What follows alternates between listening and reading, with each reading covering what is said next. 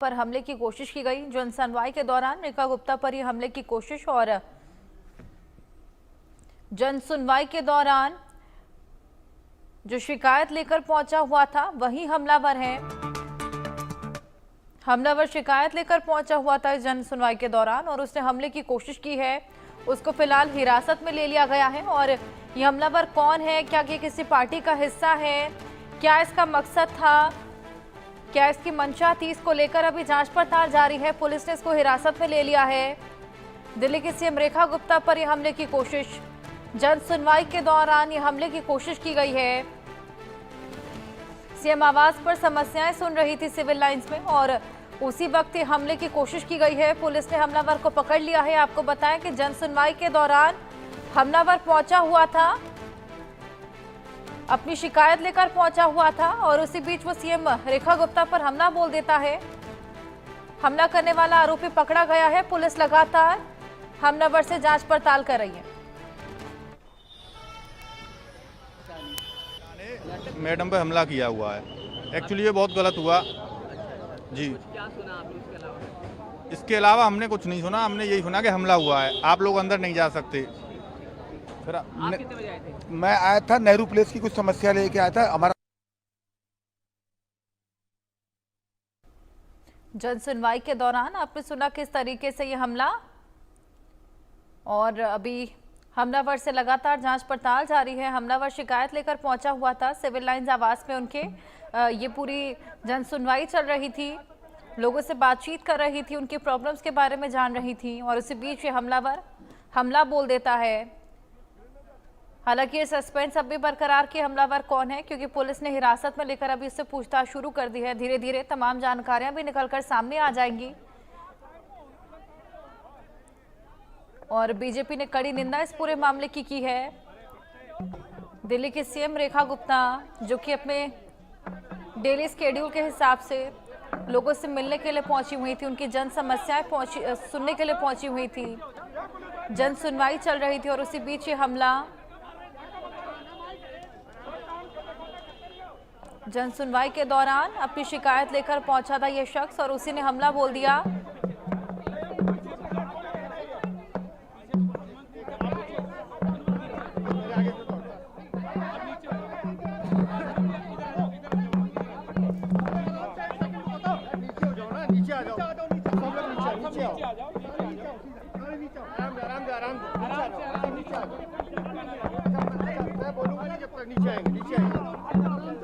आशिक नीचे आ जा, नीचे आ जा।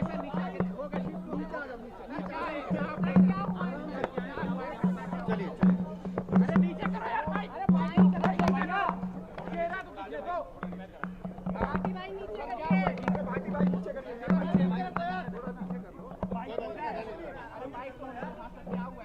देखिए,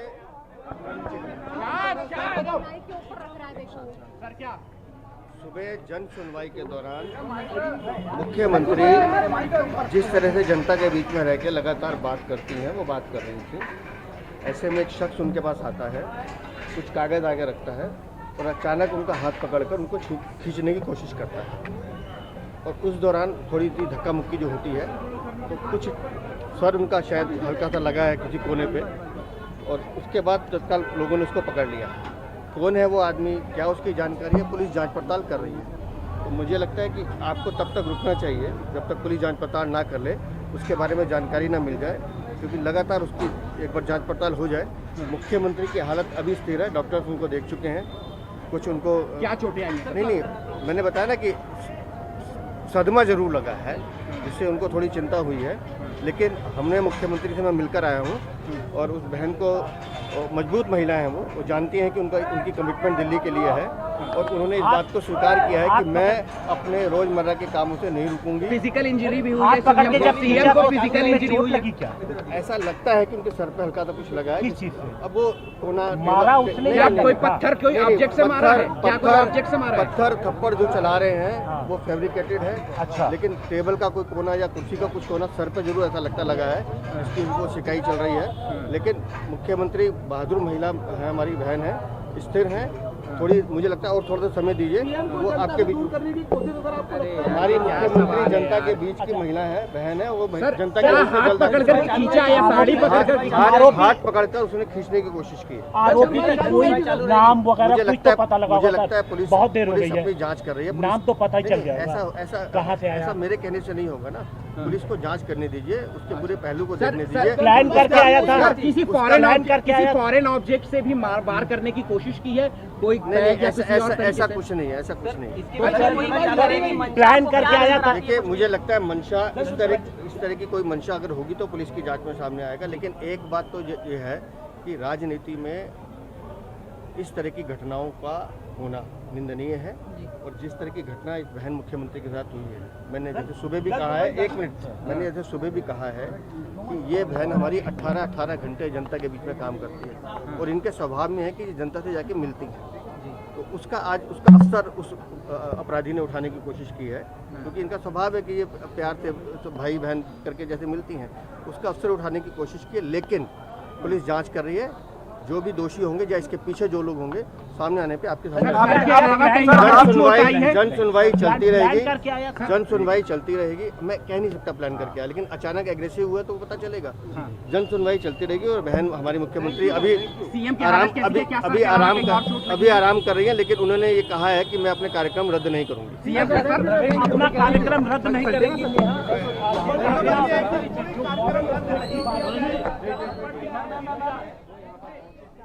हमारे सहयोगी जावेद हुसैन भी हमारे साथ जुड़े हुए हैं। सीएम आवास पर जो समस्याएं सुनने के लिए सीएम रेखा गुप्ता गई हुई थी, उसी बीच हमलावर वहां पर पहुंचता है अपनी शिकायत लेकर, और उसके बाद ये हमला बोल देता है। जावेद जी बिल्कुल, जिस तरीके से वीरेंद्र सचदेवा बता रहे थे कि किस तरीके से हमलावर पहले वहां पर पहुंचा, और बिल्कुल ऐसा नहीं लग रहा था कि वो शख्स जो है वो बिल्कुल अटैक कर देगा, क्योंकि वो पेपर उसके हाथ में कुछ था, वो पेपर्स वहां पर रखता है, उसके बाद उनके हाथ को खींचने की कोशिश करता है, यानी कि कहीं ना कहीं वो अटैक करने की कोशिश में था। लेकिन इसी बीच वो बता रहे हैं वीरेंद्र सचदेवा कि शायद उन्हें टेबल का कोई कोना या कोई किनारा चीज उनके सर को लग गया, लेकिन मामूली सी चोट आई है, बहुत ज्यादा चोट नहीं आई है, और फिलहाल उस शख्स को हिरासत में ले लिया गया है।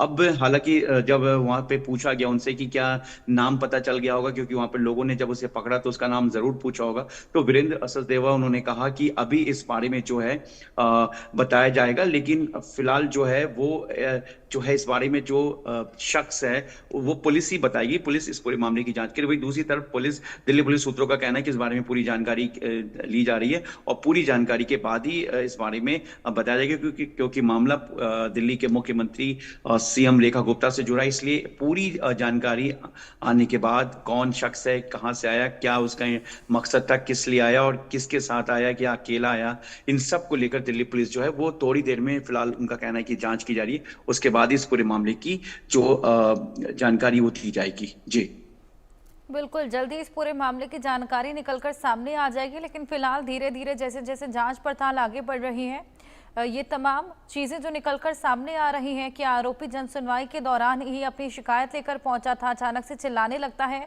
और पत्थर भी फेंकने लगता है। जावेद जी देखिए, पत्थर के बारे में भी जानकारी आ रही है कि उसने पत्थर फेंका, लेकिन अभी फिलहाल दिल्ली पुलिस की तरफ से या सूत्रों के हवाले से ऐसी कोई जानकारी नहीं मिली, क्योंकि वहां जानकारी ये बताया गया कि पत्थर की भी बात आ रही है, जिसको और दिल्ली पुलिस का कहना है कि वेरीफाई किया जा रहा है। लेकिन ये बताया जा रहा है कि वो बिल्कुल सीएम रेखा गुप्ता के पास पहुंच गया था। वहां पे पहुंचने के बाद उसने पेपर्स को वहां पे टेबल पे रखा, क्योंकि आमतौर पर जब सीएम जन सुनवाई के दौरान कोई भी अगर नेता की बात करें या कोई अधिकारी की बात करें, जब वो अपने रेसिडेंस पे जन सुनवाई करता है तो बाकायदा प्रोटोकॉल में वो सामने बैठते हैं, उसके बाद टेबल होता है, टेबल के बाद तमाम चेयर लगी होती है, ताकि किसी के पेपर्स, डॉक्यूमेंट्स या कुछ साइन करना हो या किसी की कोई पेपर को चेक करना हो, तो इस तरीके से एक तरीका होता है। लेकिन इसी दरमियान जो सामने टेबल रखा गया था, बताया गया, उस टेबल पर वो पेपर रखता है, उसके बाद एकदम से वो रेखा गुप्ता की तरफ अटैक करता है, यानी कि उनके हाथ पकड़ के पहले खींचने की कोशिश करता है। ऐसा हो सकता है कि शायद वो एकदम से खींचने के बाद वो उन पर हमला करता, लेकिन इसी बीच जो है हमलावर को, जो सस्पेक्ट है, उसको हिरासत में ले लिया गया है, और सिविल लाइन की जो पुलिस है और साथ ही जो सीनियर अधिकारी वो इस पूरे मामले में जानकारी हासिल कर रहे हैं कि आखिर वो शख्स कौन है, उसका नाम क्या है और इन सब के पीछे की जो है वो वजह क्या है। जी बिल्कुल, ये जल्द ही साफ हो जाएगा जैसे ये जांच पड़ताल आगे बढ़ेगी, लेकिन फिलहाल ये तमाम चीज़ें जो निकलकर सामने आ रही हैं कि जन सुनवाई के दौरान ये हमलावर पहुंचता है अपनी शिकायत लेकर, उसी बीच सीएम रेखा गुप्ता पर ये हमला बोलता है। करवाया तो अपना भी देख लें, करवाया है या हुआ है।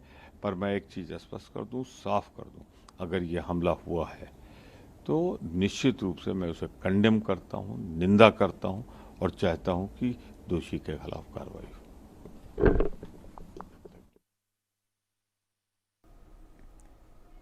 इसी बीच आपको बताएं कि आपने भी इस पूरे हमले की निंदा की है। उम्मीद है कि दिल्ली पुलिस कड़ी कार्रवाई करेगी। रेखा गुप्ता पर जो हमला हुआ है उसकी न केवल बीजेपी लेकिन आपने भी कड़ी निंदा की, आतिशी बयान देती नजर आई है इस पूरे हमले को लेकर। मैं तो हमने उत्तम नगर से आया था कंप्लेंट लेके सीवर की, तो यहाँ गेट पर आया तो भगदड़ मच गया कि लेडीज मुख्यमंत्री जी के थप्पड़ मार दिए। ये तो गलत हुआ ना। हम लोग आए थे सीवर के सुनवाई करने के लिए, वो जनता दरबार में गई थी, जनता दरबार में सुनवाई के लिए गई थी अंदर, उसी में थप्पड़ मार दिया। कोई जनता दरबार में जाएगा उसको थप्पड़ मारना गलत चीज़ है ना मुख्यमंत्री को। तो ये तमाम रिएक्शंस भी सामने आ रहे हैं। अब जावेद, अभी तक तो पत्थर मारने की बात थी, अब थप्पड़ मारने की बात भी सामने आ रही है। देखिए, इसीलिए दिल्ली पुलिस अभी इस पूरे मामले की जांच कर रही, क्योंकि मौके पे वहां पे मोहन बिष्ट थे, उन्होंने ये जानकारी दी थी। ये जानकारी मिली सूत्रों से कि वहां पे पत्थर की बात आई थी कि पत्थर फेंका गया। लेकिन जिस तरीके से वहां पर तमाम जो बीजेपी के नेता वो बता रहे हैं कि जो जानकारी मिल रही है कि वो शख्स पहले पेपर को टेबल पर रखता, उसके बाद सीएम की तरफ, रेखा गुप्ता की तरफ बढ़ता, उनके हाथ को पकड़कर खींचने की कोशिश करता, यानी कि वो अटैक करने के मोड में था। लेकिन इसी बीच जो सुरक्षा कर्मी, जो सिक्योरिटी है सीएम रेखा गुप्ता की, वो तुरंत, और वहां पे मौजूद बाकी जो स्टाफ थे, जो लोग थे, उन्होंने तुरंत उस हमलावर को पकड़ लिया। फिलहाल इसी बीच जो है उनको टेबल का कोना लगा है या फिर साइड में कोई चीज उन्हें लगी है सर में, जिससे कि उन्हें मामूली चोट आई है। उन्हें किसी तरीके का थप्पड़ नहीं लगा, लेकिन हमला करने की कोशिश की गई थी। लेकिन इससे पहले सुरक्षा कर्मियों ने उस संदिग्ध को उससे हिरासत में ले लिया।